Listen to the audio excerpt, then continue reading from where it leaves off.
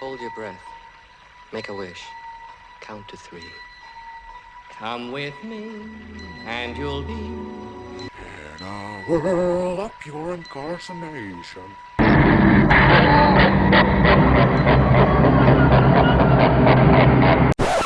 Boy, that's not how I remember the film, but that's how you will.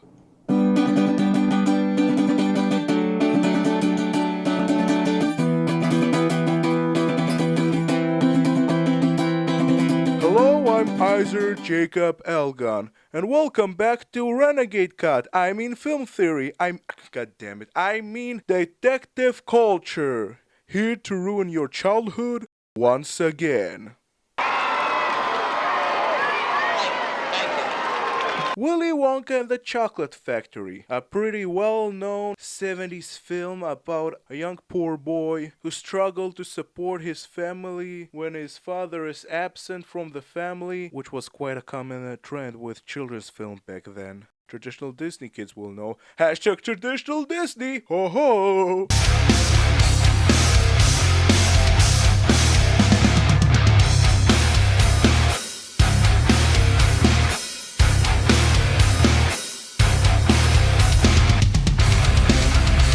Long story short, the kid loves chocolate, but is too poor to buy any of it. Until one day, he receives a golden opportunity in the form of a literal golden ticket. Coincidence? I think not! On his way home to give his family the good news, he stumbles upon Slugworth.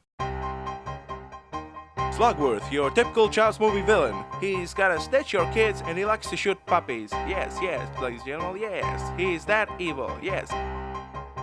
Slugworth offers him a good sum of money in exchange for betraying Willy Wonka.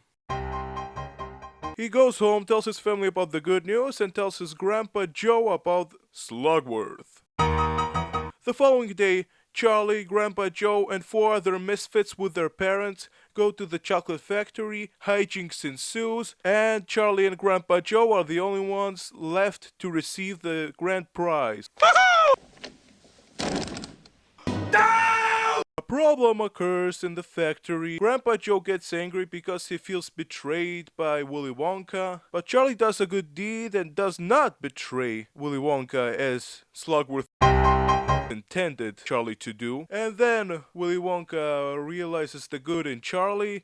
He decides to not only give him the grand prize, but also give him the entire factory itself. Everybody lives happily ever after. The end.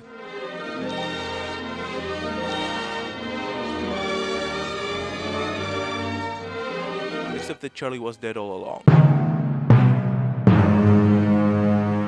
Shocking and extreme, I know, but I have proof for that. Let's see a scene from the film itself. Specifically the scene where Charlie gets upset that he doesn't get the golden ticket. Listen closely to what his mother tells him.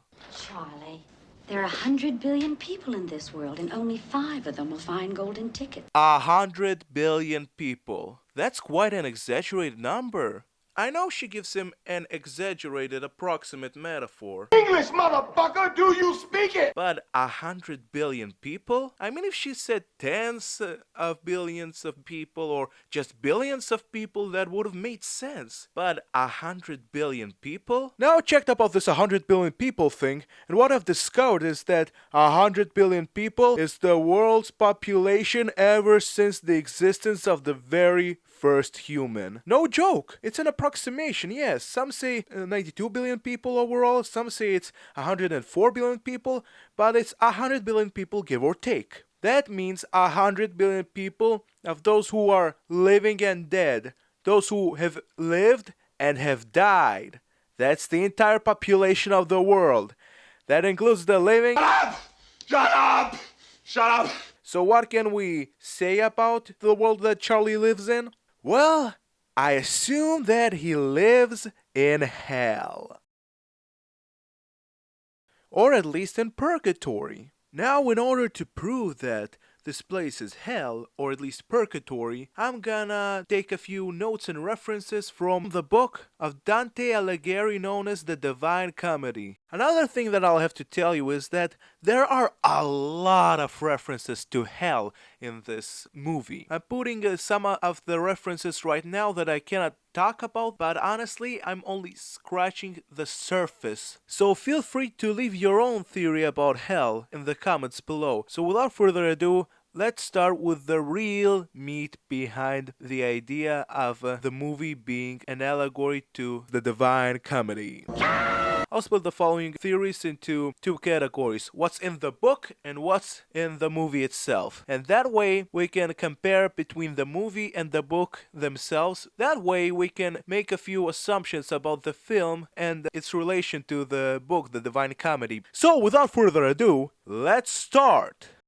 Book. In the book, our hero is Dante Alighieri. That escalated quickly. He has reached the middle point of his lifespan. He is lost in the metaphorical dark woods. There he sees a mountain with sunlight coming from behind, but he is blocked by three obstacles in the form of a proud lion, a frontlet/violent leopard, and a greedy wolf. Film. Our hero Charlie has reached the halfway point of his childhood. He occasionally is seen going through dark parts of the street. We have a scene where we see Wonka's factory light up, and the three obstacles that get in his way are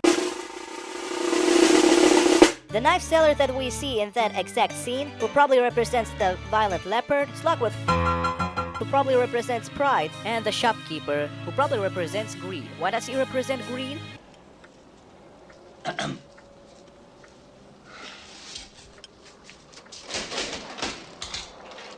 Book. Dante and Virgil enter Limbo, where is the permanent residence of Virgil. There many poets of the old time reside.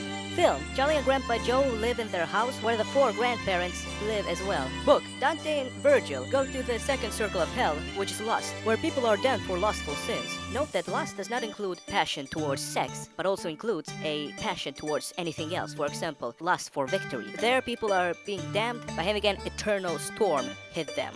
Film. The 3-meal course, chewing gum room. The sinner is Violet. Why is she a sinner? Because she has determination towards being the best at chewing gum for the longest, aka she has a lust for being the best. Her punishment does not correspond with storm, but the metaphor of storms and hurricanes do quite appear in this room. Book. The third circle of hell is gluttony. There, gluttons and people who overeat are being punished by lying under mud and feces. Film. In the first room that we see in the film, Augustus Gloop, of course, sins in gluttony. Thus, when he tries to eat the chocolate river, he drowns in it, going under the chocolate mud. Note that you probably have noticed that there is some inconsistencies in the timeline here. We'll talk about that later on. Book. The fourth circle of hell is where the people who sinned in greed throw rocks and gold at each other and judge each other's value. Film. Veruca Salt is of course a very greedy child. She wants everything she can have, and she wants it now. Her punishment comes into form by being valued just like one of the golden eggs. Book. In the fifth circle of hell, those who sin in wrath beat each other continuously for eternity, and those who are sullen, meaning passive-aggressive, drown and are being stepped on by the wrathful. Movie. Mike TV is obviously passive-aggressive. He does show signs of wrath, however the way he expresses it is not through violence or ways of hurting others, but through concepts and ideas of hurting.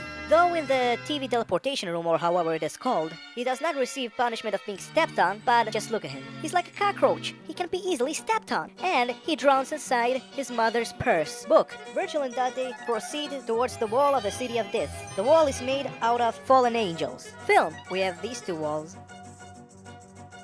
Book. The sixth circle of hell is heretism. There, heretics are being trapped inside tombs where they are being burned alive for eternity. Movie. Veruca's father, the only adult in the movie who receives a punishment, is considered to be a sinner of heretism. Why? Because throughout the film, he does not believe in Willy Wonka's work. He does not believe that Willy Wonka tells the truth about the way he does his candy. So his punishment is being burned alive inside the furnace. Now from here on out, the rest of the circles of hell are being represented in two characters, Willy Wonka and Grandpa Joe. Both of their sins are being portrayed in one of the last scenes in the film, which is when Willy Wonka tells that Charlie does not deserve to receive the grand prize of the lifetime supply of chocolate. Book. We have the seventh circle of hell, which is violence. Movie. Willy Wonka and Grandpa Joe speak violently to each other. Book. Eighth circle of hell, which is fraud, thievery, and lies in bargaining and business deals. Movie. Wonka pretty much lied and stole the opportunity for Charlie to receive a lifetime supply of chocolates. On Grandpa Joe's side, he's about to steal Willy Wonka's fortune by giving away the everlasting gobstopper to Slugworth.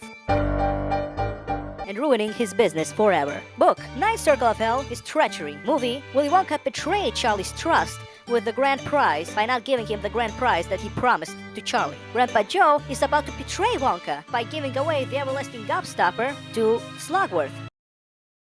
But that is exactly the sin that Charlie does not sin in. Treachery, because he gives away the everlasting gobstopper back to Willy Wonka. That results in Willy Wonka seeing the good in Charlie, and he decides that Charlie does not only deserve the lifetime supply of chocolates, but also the whole factory. Book, Dante and Virgil go up to Satan's statue in order to rise from hell to purgatory and eventually to paradise. Movie, Willy Wonka takes Charlie and Grandpa Joe to an elevator that goes up, and soaring through the air, up to the sky. A symbolism to paradise. And that is the end of the comparison between the book and the film. Only there is one problem that we addressed not too long ago. It doesn't fit chronologically. Why is that so? Unfortunately, I cannot talk about this episode. This is why this episode is part 1. Sorry that it took so long to make this episode, and I pray for your patience for the next episode, because the next episode will explain so much more about Willy Wonka himself. This Iser Jacob Elgan, signing out. Hey guys, if you liked the episode, give a like, give a share, and click here for a bonus video that I have online. Or at the link below if you're using an iPhone or any other handheld devices. And I'll see you guys next time.